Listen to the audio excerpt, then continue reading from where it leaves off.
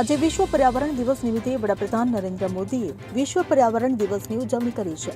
પોતાના નિવાસસ્થાને સિંદૂર છોડનું રોપણ કર્યું. આ સાથે જ દિલ્હી સરકારની ટકાઉ પરિવહન પહેલ હેઠળ 200 ઇલેક્ટ્રિક બસોને લીલી ઝંડી આપી. જુઓ વિગતવાર અહેવાલ.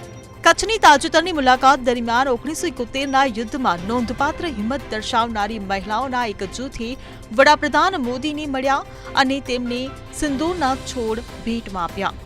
પ્રધાનમંત્રી મોદી આ હાવભાવથી પ્રભાવિત થયા હતા અને કહ્યું કે તેઓ તેમના નિવાસસ્થાને સિંદૂરનો છોડ વાવશે.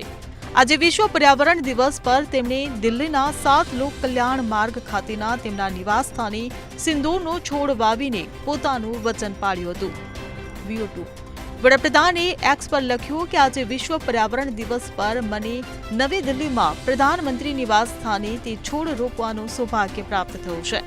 આ છોડ આપણા દેશની મહિલા શક્તિની બહાદુરી અને પ્રેરણાનું મજબૂત પ્રતીક રહેશે.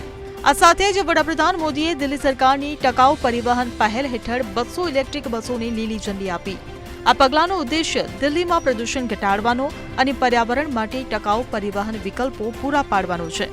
આ ઇલેક્ટ્રિક બસોના સંચાલનથી રાજધાનીમાં વાહનો દ્વારા થતા પ્રદૂષણમાં ઘટાડો થશે અને તેને પર્યાવરણ બચાવવા માટે એક મહત્વપૂર્ણ પગલું માનવામાં આવે છે. ત્યારે આ પ્રસંગે દિલ્હીના ઉપરાજ્યપાલ વી.કે. સક્સેના, મુખ્યમંત્રી રેખા ગુપ્તા, કેન્દ્રીય મંત્રી ભૂપેન્દ્ર યાદવ અને દિલ્હીના કેબિનેટ મંત્રી મનજિંદરસિંહ સિરસા પણ આ કાર્યક્રમમાં હાજર રહ્યા હતા. બધા નેતાઓએ આ પહેલની પ્રશંસા કરી અને પર્યાવરણીય સંરક્ષણ તરફ લેવામાં આવેલા પગલાંને સમર્થન આપ્યું.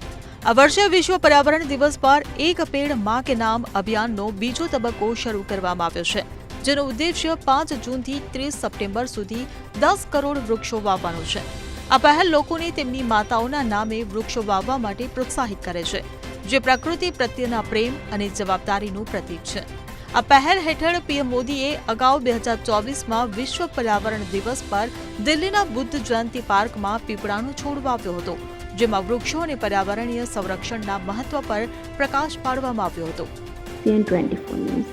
હવે જુઓ દેશ દુનિયાની તમામ ખબરો તમારી આંગળીના ટેરવે. ઉઠાવો મોબાઈલ અને ગૂગલ પ્લે સ્ટોર પરથી ડાઉનલોડ કરો અમારી CN24 ન્યૂઝ મોબાઈલ એપ.